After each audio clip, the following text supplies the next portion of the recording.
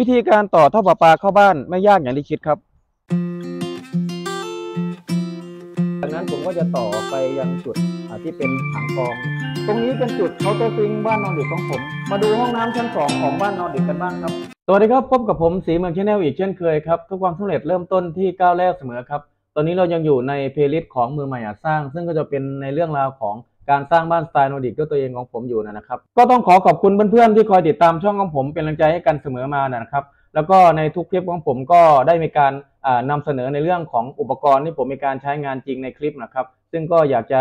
มาแชร์ให้เพื่อนๆลองพิจารณาดูซึ่งก็เป็นอุปกรณ์ที่ผมมีการใช้งานจริงด้วยตัวเองที่หน้างานของผมนะครับซึ่งก็มองว่าเป็นอุปกรณ์ที่ใช้งานได้ดีแล้วก็อยากจะแนะนำเพื่อนๆนะครับสำหรับเพื่อนๆที่สนใจก็สามารถที่จะเข้าไปดูในลิงก์ข้างล่างคลิปที่ผมมีการแปะไว้เพื่อสั่งซื้อได้เลยนะครับสำหรับในคลิปที่แล้วผมก็ได้มีการนำเสนอในเรื่องราวของการติดตั้งถังแทรกของห้องน้ำไปแล้วนะครับเพื่อนๆก็สามารถกลับไปชมคลิปย้อนหลังก่อนหน้านี้ได้และในคลิปนี้ครับเราก็ได้เดินทางมาถึงตอนที่15แล้วครับก็จะเป็นในเรื่องราวของการติดตั้งปั๊มน้ำแล้วก็การเปลี่ยนไส้กรองน้ำนะครับซึ่งผลจะเป็นยังไงเดี๋ยวเราลองติดตามพร้อมกันในคลิปนะครับก่อนดูคลิปก็อย่าลืมฝากกด Subscribe กดไลค์กดแชร์กดทุกอย่างเลยเพื่อเป็นกำลังใจให้ผมด้วยนะครับไปดูเลยครับ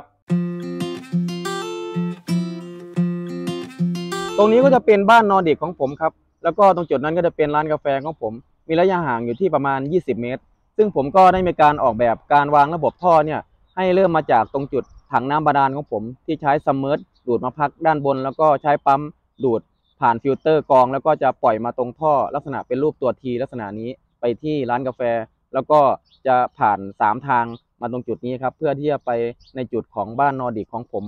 โดยท่อเมนที่ผมเลือกใช้เนี่ยผมก็จะเลือกใช้ขนาดของท่อ3/4 นิ้วหรือว่าท่อ6หุ่นบ้านเราครับในการที่จะต่อไปที่ตรงร้านกาแฟแล้วก็ต่อแยกมาที่ตรงบ้านนอร์ดิกของผมในลักษณะแบบนี้นะครับสำหรับจุดต่อเข้าตัวบ้านจากเดิมที่ผมมีการเดินท่อเป็นท่อ3/4 นิ้วหรือว่าท่อหุ่นเมื่อมาเข้าบ้านผมก็จะต่อรถเป็นท่อ1/2 นิ้วหรือว่าท่อ4หุ่นเพื่อต่อเข้ากับก๊อกแล้วก็เข้าไปในตัวบ้านเพื่อเข้าในจุดของห้องน้ำแล้วก็เคาน์เตอร์ซิงค์ล้างนะครับในส่วนของจุดต่อเข้าตัวร้านกาแฟของผมก็ทำเหมือนกันกับบ้านนอร์ดิกครับก็คือลดจากท่อ3/4 นิ้วหรือว่าท่อ6หุ่นมาเป็นท่อ1/2 นิ้วหรือว่าท่อ4หุ่นเพื่อเข้ากับตัวเคาน์เตอร์ซิงค์ล้างภายในตัวร้านนะครับ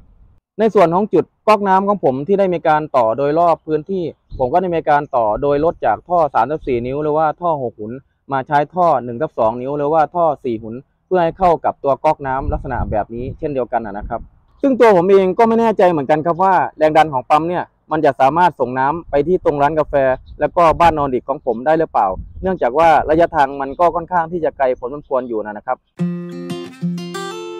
ตรงนี้จะเป็นจุดติดตั้งปั๊มน้ำของผมครับซึ่งก็ได้มีการต่อออกจากถังน้ำบาดาลที่ผมใช้ซัมเมอร์ดูดมาสำรองไว้แล้วก็จะทำการดูดผ่านปั๊มแล้วก็ผ่านฟิลเตอร์กรองแล้วก็จะส่งต่อไปตามท่อไปที่ตรงจุดร้านกาแฟแล้วก็บ้านนอร์ดิกของผมในลักษณะนี้ครับซึ่งก็มีระยะทางที่ผมคำนวณคร่าวๆอยู่ที่50เมตรทั้ง2จุดนะครับซึ่งผมเองก็กังวลอยู่ครับว่าหลังจากที่มีการต่อปั๊มไปแล้วเนี่ยมันจะสามารถส่งน้ำไปที่ทั้ง2จุดนี้ได้ดีหรือเปล่า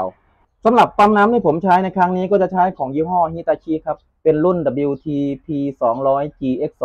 ซึ่งก็เป็นปั๊มน้ำเก่าที่ผมไม่ได้ใช้งานผมก็เลยนำมาซ่อมเพื่อนำมาใช้งานในครั้งนี้เพื่อประหยัดต้นทุนนะครับสำหรับการต่อปั๊มน้ำของผมก็ทำได้ง่ายๆครับในอันดับแรกก็คือจะมีการต่อมาจากถังน้ำสำรอง 2,000 ลิตรของผมโดยใช้ท่อ 1/4 นิ้วครับแล้วผมก็จะต่อมาลดใช้ท่อ 3/4 นิ้วหรือว่าท่อ6หุ่นนะครับก็ต่อเข้ามาที่ตรงจุดปั๊มของผมซึ่งก่อนเข้าปั๊มเนี่ยผมก็จะมีตัวบอลวาล์วตัวหนึ่งตรงจุดนี้ครับเพื่อสำหรับเปิดปิดน้ำเข้าแล้วก็ก่อนที่จะเข้าปั๊มเนี่ยจะต้องมาดูตรงจุดนี้ครับจุดที่เป็นอินและเอาเนี่ยปั๊มโดยทั่วไปส่วนใหญ่เนี่ยจะกำหนดให้เป็นท่อ1นิ้วนะครับดังนั้นเราจะต้องมีการเปลี่ยนมาเป็นท่อ1นิ้วเข้าตรงจุดอินและก็เอาตรงนี้ทั้ง2ส่วนนะครับหลังจากนั้นผมก็จะต่อออกไปยังจุดที่เป็นถังกรองฟิลเตอร์ตรงจุดนี้ครับซึ่งผมก็จะใช้ตัวกรองเป็นแบบอิเลเมนต์10 นิ้วนะครับซึ่งก็หาซื้อได้ตาม Shopee Lazada นะครับหาซื้อได้ไม่ยากแล้วก็จะมีบอลวาล์วตัวหนึ่งที่จะต่อก่อนที่จะเข้าตรงฟิลเตอร์นะครับถัดจากนั้นก็จะมีการเดินท่อต่อไปยังตรงจุดร้านกาแฟแล้วก็บ้านนอร์ดิกของผมจุดที่เราจะต้องให้ความระมัดระวังเป็นพิเศษในเรื่องของการต่อปั๊มน้ำครับก็คือในจุดของที่เป็นซีลโอลิงไม่ว่าจะเป็นจุดทางน้ำเข้าแล้วก็ทางน้ำออกครับรวมไปถึงในจุดของที่เป็นถังฟิลเตอร์กรองครับที่มีโอลิงจะต้องมีการขันยึดให้แน่นแล้วก็อย่ากดทับมันนะครับเพราะว่าไม่งั้นมันจะเกิดปัญหาเรื่องน้ำรั่วได้ เดี๋ยวเราจะไปดูผลกันครับว่าหลังจากต่อปั๊มไปแล้วเนี่ยผลจะเป็นยังไงนะครับตรงนี้เป็นจุดก๊อกน้ำตรงบริเวณร้านกาแฟของผมครับซึ่งอยู่ไกลสุดเลยก็จะเห็นว่าน้ำไหลได้ดีมากเลยนะครับตรงจุดเคาน์เตอร์ซิงค์ร้านกาแฟของผมน้ำก็ไหลสะดวกได้ดีเช่นกันครับตรงนี้เป็นจุดเคาน์เตอร์ซิงค์บ้านนอนเด็กของผมจะเห็นว่าน้ำก็ไหลได้ดีเช่นกันครับมาดูห้องน้ำชั้นล่างของบ้านนอนเด็กของผมครับหลังจากเปิดก๊อกน้ำแล้วก็จะเห็นว่าน้ำในการไหลได้ดีเช่นเดียวกันมาดูห้องน้ำชั้น2ของบ้านนอนเด็กกันบ้างครับตอนแรกผมก็กังวลอยู่ครับว่าน้ำจะไหลขึ้นมาได้ไหมปรากฏว่าหลังจากเปิดก๊อกแล้วน้ำก็สามารถไหลออกมาได้แรงดีเช่นเดียวกันนะครับสรุปการต่อปั๊มน้ำของผมในครั้งนี้ที่ผมมีการใช้ปั๊มน้ำยี่ห้อฮิตาชิที่แรงดัน200วัตต์ก็สามารถที่จะทำการต่อแล้วก็ส่งน้ำมาที่ตรงร้านกาแฟแล้วก็บ้านนอนเด็กของผมที่ระยะทางรวมๆ50 เมตรเนี่ยได้เป็นอย่างดีไม่ติดขัดปัญหาอะไรนะครับหัวข้อถัดมาก็จะเป็นในเรื่องราวของการเปลี่ยนไส้กรองปั๊มน้ำครับซึ่งผมเองก็อยากจะบอกเพื่อนๆว่ามันมีความสำคัญไม่แพ้ไปกว่าการติดตั้งปั๊มน้ำเลยนะครับซึ่งวิธีการขั้นตอนการทำเป็นยังไงเดี๋ยวเราลองติดตามพร้อมกันในคลิปครับ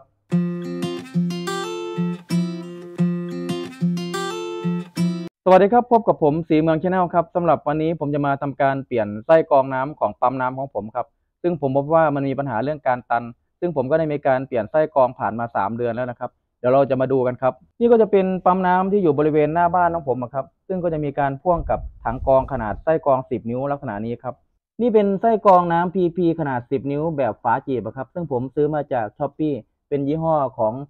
Fast Pearl นะครับเดี๋ยวเราจะมาดูวิธีการเปลี่ยนกันครับในขั้นตอนแรกผมก็จะนำตัวอุปกรณ์สำหรับคลายตัวกระเป๋าฟิลเตอร์นะครับมาทำการขันออกก่อนนะครับเพื่อนำฟิลเตอร์ออกมาทำการเปลี่ยน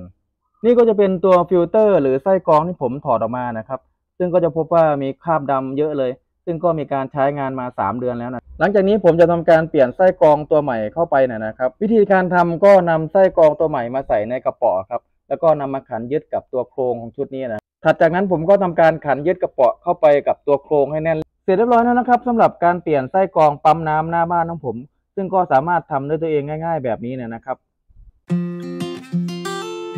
สำหรับข้อควรระวังและคำแนะนำในการเปลี่ยนไส้กรองปั๊มน้ำของผมก็จะมีดังต่อไปนี้นะครับข้อ1ครับที่ปั๊มน้ำเราต้องมีการปิดวาล์วน้ำเข้าออกทุกครั้งรวมไปถึงตรงกระบอกไส้กรองเราต้องมีการกดตัวปุ่มเพื่อระบายแรงดันออกก่อนที่เราจะมีการเปลี่ยนตัวไส้กรองตัวใหม่เข้าไปทุกครั้งนะครับเหตุผลที่เราต้องทำอย่างนั้นก็เพื่อป้องกันอันตรายจากแรงดันที่เกิดขึ้นในขณะที่เรามีการเปลี่ยนไส้กรองของปั๊มน้ำนะครับและข้อ2ครับก็จะเป็นในเรื่องของการกำหนดอินเทอร์วัลหรือว่าความถี่ในการเปลี่ยนไส้กรองปั๊มน้ำนะครับซึ่งผมก็ได้มีการกำหนดไว้ที่3 เดือนนะครับจากประสบการณ์ของผมที่มีการใช้ไส้กรองลักษณะแบบนี้นะครับซึ่งผมก็ได้มีการเก็บข้อมูลก็พบว่ามันมีระยะเวลาความถี่ประมาณ3 เดือนก็สกปรกแล้วนะครับซึ่งเราก็สมควรที่จะต้องมีการเปลี่ยนเพื่อความสะอาดของน้ำที่เรามีการใช้งานนะครับสำหรับตัวกระบอกไส้กรองแล้วก็ไส้กรองผมก็ได้มีการแปะลิงก์ไว้ข้างล่างคลิปนะครับถ้าเกิดเพื่อนๆสนใจก็สามารถที่จะเข้าไปดูในลิงก์แล้วก็สั่งซื้อได้เลยนะครับเป็นไงบ้างครับสำหรับเรื่องราวการสร้างบ้านสไตล์นอร์ดิกด้วยตัวเองของผมในขั้นตอนของการติดตั้งปั๊มน้ำแล้วก็การเปลี่ยนไส้กรองปั๊มน้ำนะครับซึ่งก็ต้องบอกเพื่อนนะว่าก็ถือว่าเป็นขั้นตอนที่มีความสำคัญที่เราจะ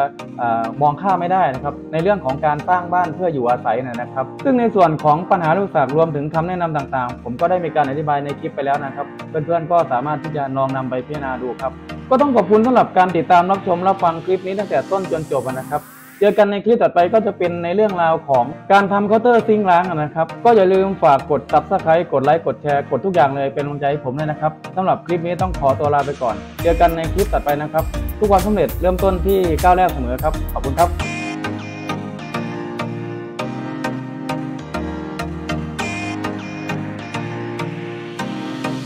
สำหรับเคาน์เตอร์ซิงค์ของผมก็จะมีขนาดความยาวอยู่ที่ 2.6 เมตรกว้าง 0.6 เมตรในลำดับต่อไปก็จะเป็นในเรื่องของงานตกแต่งนะครับซึ่งผมก็ได้มีการวางแผนว่าผมจะ